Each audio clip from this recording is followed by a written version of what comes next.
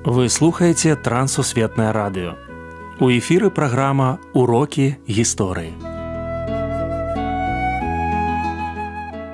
Запрашаем у падарожжа падзей, асоб і фактаў. Вучыцеся разам з намі. Добрый дзень, сябры. Перад мікрафонам Сяржук Брышцель і кандыдат гістарычных навук Андрусь Унучак. Сёння мы пагаворым пра вялікага князя Альгерда. Прывітанне, Андрусь. Прывітанне, Сяржук. Прывітанне, шаноўныя слухачы. Бацька караля Ягайлы.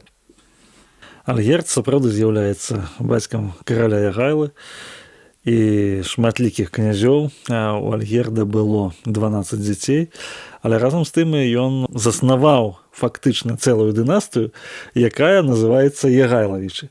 Ну, але насамрэч, канешне, Ягайла таксама быў сынам Альгерда, і, дарэчы, ён не быў самым старэйшым сынам Альгерда, але хіба што самым улюбёным, таму што менавіта Ягайлу Альгерд у 1377 годзе перадаў уладу вялікім княстве літоўскім. Альгерд князь віцебскі. Юнацтве, а ён нарадзіўся ў 1296 годзе. Альгерд быў князем віцебскім.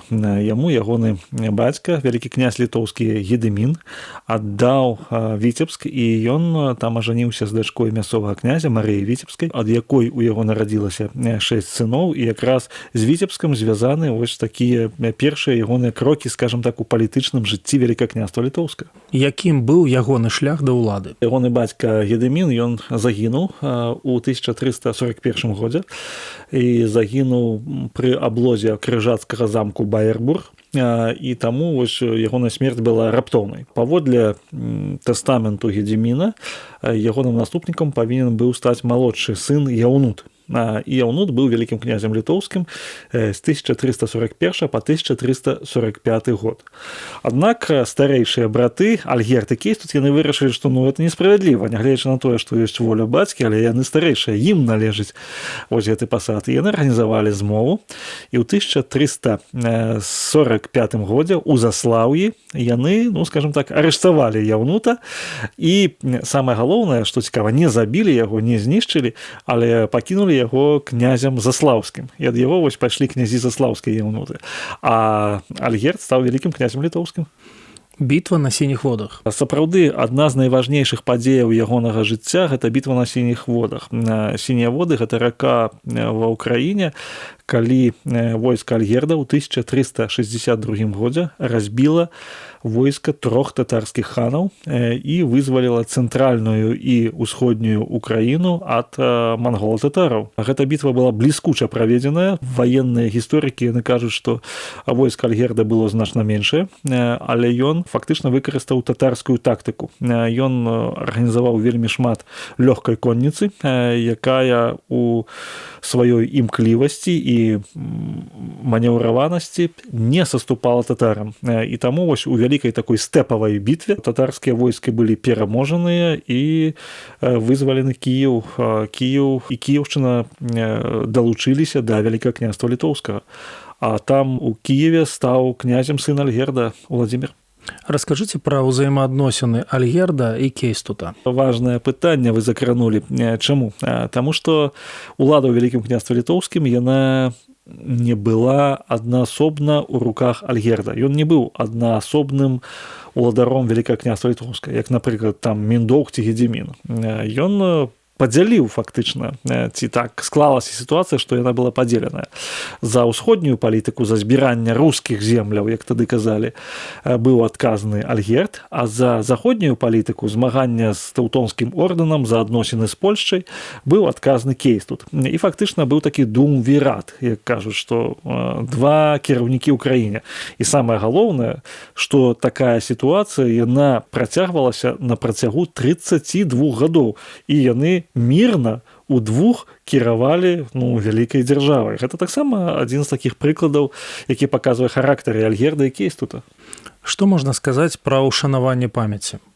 Памяць пра Альгерда, ну, канешне, яна ушанавана ў шматлікіх гістарычных творах. Напрыклад, Вітаўта Чаропкі, які ён пісаў пра Альгерда, Вольга Іпатава. Закраналі ў сваіх творах постаць Альгерда не толькі беларускія, але і украінскія, і расейскія, і польскія пісьменнікі. І ён быў ушанаваны. Самае галоўнае ушанаванне ў нашай краіне, калі казаць пра сучасную Беларусь, то гэта Віцебск, конны помнік Альгерду, там адзін з першых у нашай краіне, там, дзе вялікі князь Альгерд у цэнтры гораду на кані імчыць абараняць вялікае княства літоўскае. Альгерду, канешне, прысвячалі вершы свае беларускія паэты. І на сённяшні момант мы можам сказаць, што, канешне, Альгерд, калі браць як гістарычную фігуру, у нашай сацыякультурнай прасторы ён ушанаваны. Ну і трэба сказаць, што ёсць за што. Хоць, ну, канешне, безумоўна, у яго ён паўтарыў такую самую памылку, якую паўтарыў ягоны бацька Гедзімін, калі ўжо казаць. Ён аддаў сваю уладу, перадаў не старэйшым сынам, а малодшаму, што выклікала ўжо таксама ўнутраную вайну ў вялікім княстве літоўскім. Нягледзячы на гэта, пры ім вялікае княства літоўскае яно дасягнула свайго такога, ну, пэўным сэнсе росквіту. І самае галоўнае, што ён быў, ну, чалавекам, з якога можна браць прыклад, напрыклад, з ягоных маральных паводзінаў. Напісана, што ён ніколі не піў ні віна, ні піва, ён ніколі не дабіваў палонных, і ён мог па 12-14 гадзінаў, не злазячы, сядзець у сядле, нават у сталыя гады. Памяць пра яго і вобраз яго, ну, такі маляўнічы, актуальны. І сёння ён, канешне, варты вывучэння.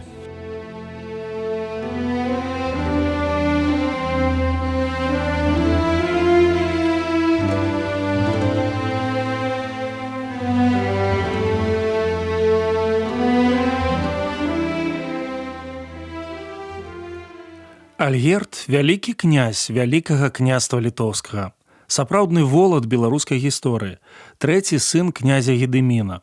Нарадзіўся ў той час, калі ВКЛ адстойвала незалежнасць.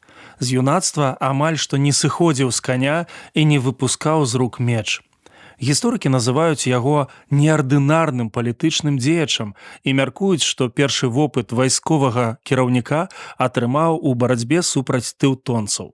Меў 2 жонак, якія нарадзілі яму 8 дочак і 12 сыноў.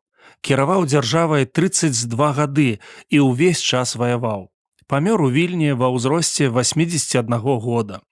Пры Альгердзе Віцебск быў узмоцнены мураванымі верхнім і ніжнім замкамі.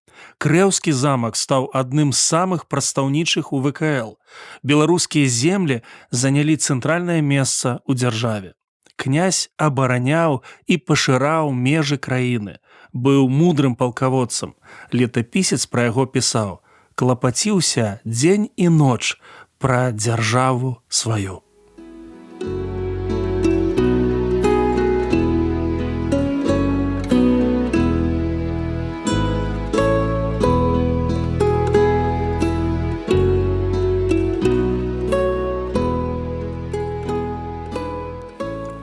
Дзякую, што далучыліся да нашага праекту.